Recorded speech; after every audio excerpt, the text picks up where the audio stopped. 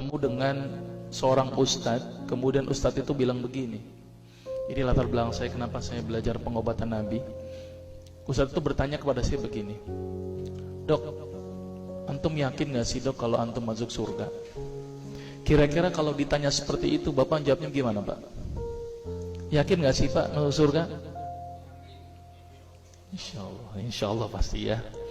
Saya jawabnya pada waktu itu apa? Yakin Ustaz, saya masuk surga karena Allah menurut prasangka hambanya. Tapi Ustaz itu bilangnya lain. Kayaknya antum masuk neraka deh. Waduh, Insya Allah kok bisa bilang begini Ustaz? Dari mana antum berpatokan anak masuk neraka? Tapi Ustaz itu cukup cerdas. Dia memberikan data-datanya ke saya. Maka saya bersyukur kepada Ustaz tersebut ya. Dia ambil pada waktu itu, mohon maaf ya, saya menyebut merek, mohon maaf. Diambil obat, ya toh. Saya nyebut merek, mohon maaf ya, Lovenox. Obat apa itu? Obat yang dipakai untuk mengencerkan darah. Biasanya diberikan pada penderita penyakit jantung, stroke dan gangguan bekuan darah. Lovenox. Di situ tertuliskan kata apa? Porsin origin. Ada yang tahu porsin? Ada yang tahu? Nggak ada yang tahu. Berarti kalau dokter resepin obat apa aja ditelan semuanya nih. Masya Allah.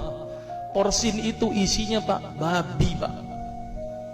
Malah di boxnya tertulis kata-kata bener-bener bersumber dari babi. Saya bilang, waduh, berarti dok kalau antum resepin porsin satu pasien, antum telan itu obatnya, kira-kira ibadah orang tersebut diterima nggak sama Allah? Diterima atau tidak? Tidak akan diterima dok. Siapa yang dipersalahkan nanti? Antum yang menuliskan resep. Satu. Diambil lagi obat yang kedua. Saya cerita latar belakang dulu ya sebelum saya terapi senyum. Diambil obat yang kedua. Pada waktu itu diambil apa? Actrapid. Apa itu? Insulin. Tulisannya apa? Human insulin. Jadi diambil dari manusia yang telah meninggal. Diambil pankreasnya, insulinnya yang menderita penyakit kanker pankreas, dibuatlah obat. Berarti dokter sudah menyuntikkan manusia ke dalam manusia. Diambil lagi obat yang ketiga. Wah, luar biasa ini dokter. Apa Ustadz ini? Diambil obat namanya analsik. Apa itu analsik? Obat untuk pusing. Ini di kalangan dokter sering resep ini nih. Isinya apa? Antalgin dan diazepam. Diazepam, makanya kalau orang minum obat ini pasti ketagihan, saya yakin. Kalau minum obat warung nggak ngefek ini. Karena kenapa? Karena mengandung diazepam. Diazepam itu apa? Narkoba Pak. Bikin kita teler. Maka itu cara nyari uang paling gampang, kasih aja resepin analsik, pasti balik lagi dia. Karena kenapa? Narkobanya bikin kecanduan.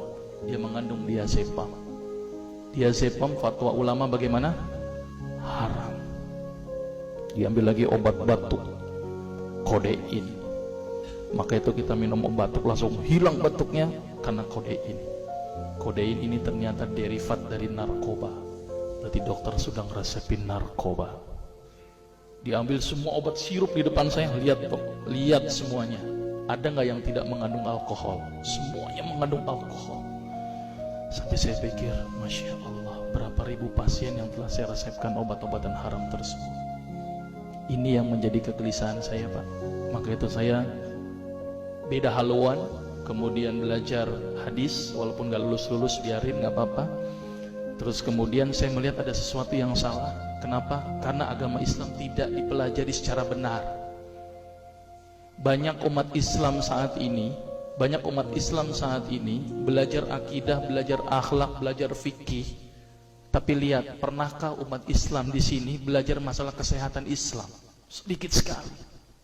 Kajian-kajian tentang kedokteran Islam hampir tidak ada.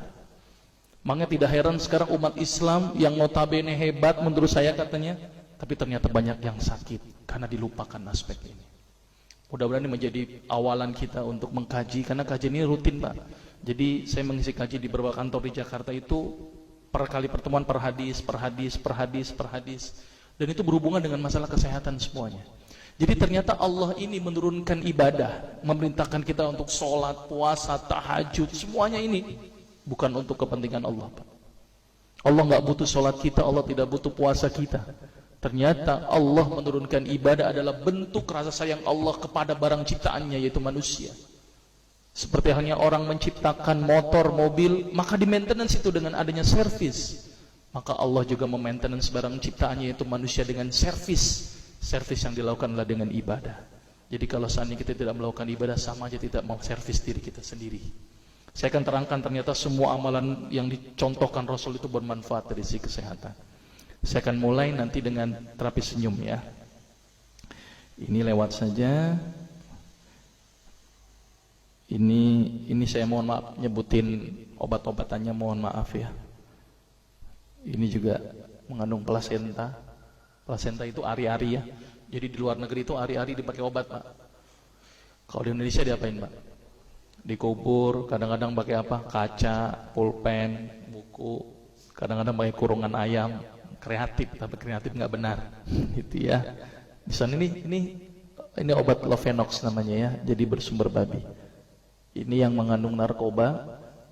Wah, dulu tuh saya kalau jadi dokter gila-gilaan pengasih narkoba, Pak. Setiap ibu hamil, setiap ibu datang dengan bawa anak kecil, itu anak kecil pasti saya kasih narkoba, Pak. Kenapa? Karena ibu-ibu paling seneng kalau anaknya datang terus kemudian tidur pules. Wah, senang banget tuh ibu-ibu. Apalagi obatnya yang tokcer, paling seneng itu orang. Maka itu saya kalau ngasih obat antibiotik dulu nggak namanya amoksisilin, ampicillin, nggak level buat saya. Apa yang saya kali cefalosporin, obat turun demam aja nggak ngefek, nih saya cuma 500 mg, Pak, 650. Dan selalu anak kecil datang kan alasannya takut kejang. Selalu saya tambahkan apa ini, Pak? Luminal. Saya dulu bandar narkoba, Pak, tapi legal, resep. Makanya itu saya banyak dosa ini. Mudah-mudahan ini bisa menembus dosa saya nanti di akhirat. Ya, ini insulin ya. Ini kosmetik yang